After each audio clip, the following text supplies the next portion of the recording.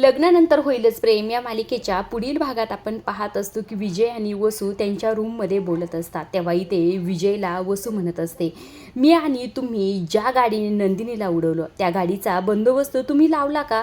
असं म्हटल्यानंतर विजयने इथे बंदोबस्त लावलेला आहे असा इथे इशारा दिलेला असतो आणि यांच्या दोघांचं बोलणं सुरू असतं. तेव्हा खरं तिथे आशा आलेली असते. आता आशाने यांच्या दोघांचं बोलणं ऐकले का नाही हे पाहण्यासारखंच आहे.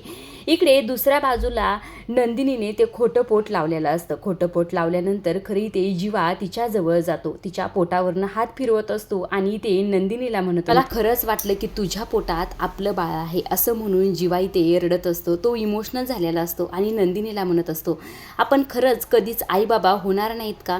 आपल्या नशिबात बाळाचं सुख नाही का? असं म्हणून इथे जीवा रडत असतो आणि नंदिनीच्या डोळ्यात सुद्धा इथे पाणी आलेलं असतं.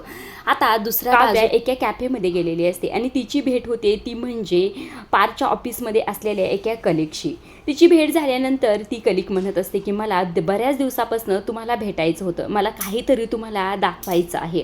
असं म्हटल्यानंतर काव्याला इथे टेन्शन आलेलं असतं. आता ती मुलगी जी असते ती स्वतःचा मोबाईल काढते इथे आणि पार्थ आणि दिव्याचा फोटो इथे काव्याला दाखवत असते आणि पार्थ कशा प्रकारे दिव्याला ऑफिसमध्ये स्पेशल ट्रीटमेंट देतो ह्या सगळ्या गोष्टी ते काव्याला सांगत असते. हे सगळं काही पाहून आणि ऐकून काव्याला तर फार मोठं टेन्शन आलेलं असतं. आजच्या पुरतं एवढंच. अशा डेली मालिकेच्या जाणून घ्यायच्या असतील तर आपल्या चॅनलला जरूर सबस्क्राईब करा आणि तोपर्यंत पाहत राहा लग्नानंतर होईलच प्रेम. धन्यवाद.